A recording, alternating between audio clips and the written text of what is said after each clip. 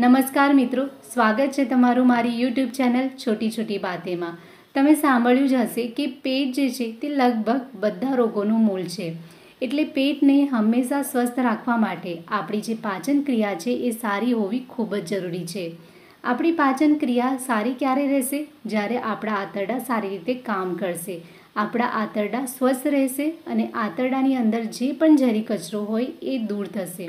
આંતરડાને સ્વસ્થ રાખવા માટે એને સમયાંતરે સાફ કરવા ખૂબ જ જરૂરી છે।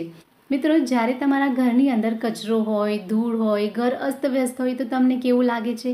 સારું ફીલ નથી થતું ને? એ જ રીતે જ્યારે આપણા આંતરડાની અંદર કચરો જમા થઈ જાય છે ત્યારે આપણને સારું નથી લાગતું બોડીની અંદર।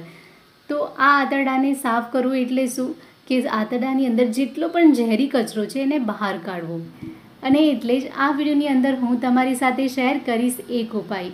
એ કરવાથી તમારા આંતરડાની અંદર જેટલો પણ ઝેરી કચરો છે, જે વર્ષોથી પડ્યો સડી રહ્યો છે, એ બધો કચરો બહાર આવશે। આ ઉપાય આ કચરાને ખેંચીને બહાર કાઢશે અને તમારા આંતરડા કાચ જેવા ચોખ્ખા થઈ જશે। જે લોકોને કબજિયાત અને ગેસની પ્રોબ્લેમ છે તો એ પણ દૂર થશે આ ઉપાય કરવાથી। અને જેમને ટોયલેટ વારંવાર જવું પડે છે, દિવસમાં 2 થી 3 વાર ગયા પછી પણ એમનું પેટ ભારે લાગે છે, પેટની અંદર કંઈક હોય એવું લાગે છે, તો એ પ્રોબ્લેમ પણ દૂર થશે।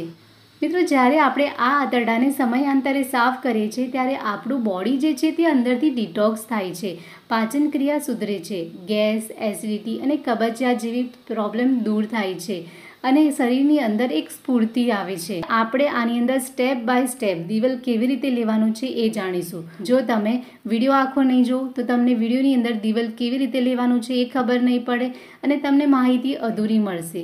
જો તમને માહિતી અધૂરી રહેશે તો તમારા આંતરડા જે સાફ કરવા માટે આ પ્રયોગ કરવાના છો તો એનો પૂરો લાભ તમને નહીં મળે।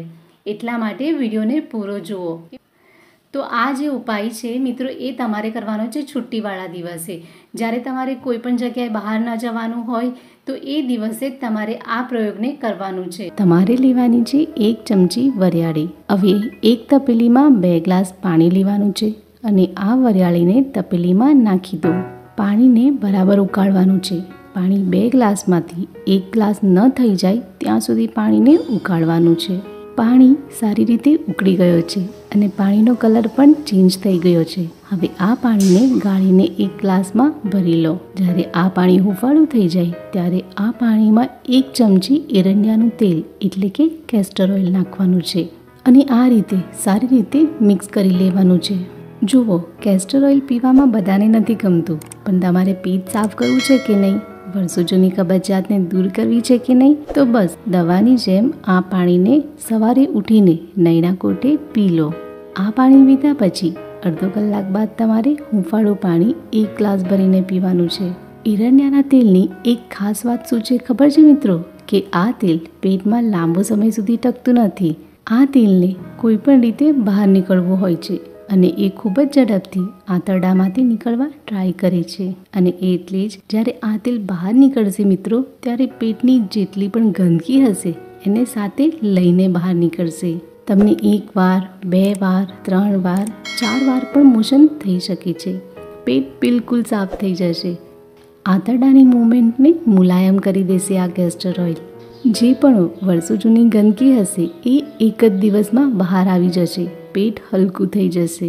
આ નુસ્ખો તમે અઠવાડિયામાં 1 વાર કરો। જ્યારે તમને એવું લાગે કે પેટ સારી રીતે સાફ થઈ ગયું છે તો 15 દિવસ અથવા તો મહિનામાં 1 વાર કરો। હવે તમારે શું ખાવાનું છે જ્યારે તમે આ આંતરડાને સાફ કરવા માટે પ્રયોગ કરો ત્યારે? તો તમારે ખાવાની છે ખીચડી। આ દિવસે ફક્ત તમારે એકદમ હળવો ખોરાક લેવાનો છે।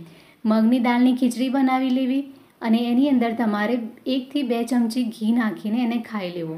વધારેમાં વધારે ફ્રૂટ લઈ લેવા। સાંજે પણ તમારે ખીચડી ખાવી અથવા તો સાત્વિક જે જમવાનું હોય છે ઓછા તેલવાળું એ તમે ખાઈ શકો છો। તો આ હતું એક દિવસનું રૂટીન, જે કરીને તમે તમારા આંતરડાને ચોખ્ખા બનાવી શકો છો અને હંમેશા માટે સ્વસ્થ રહી શકો છો। તો મિત્રો, આશા છે કે આજનો આ વિડીયો તમને ગમ્યો હશે અને એનાથી તમે કંઈક ને કંઈક નવું શીખ્યું હશે। જો તમને વિડીયો ગમ્યો હોય તો એક લાઈક કરજો અને ચેનલને સબસ્ક્રાઈબ કરી લેજો। ફરી મળીશું એક નવા વિડીયો સાથે। ત્યાં સુધી હંમેશા સ્વસ્થ રહો, તંદુરસ્ત રહો।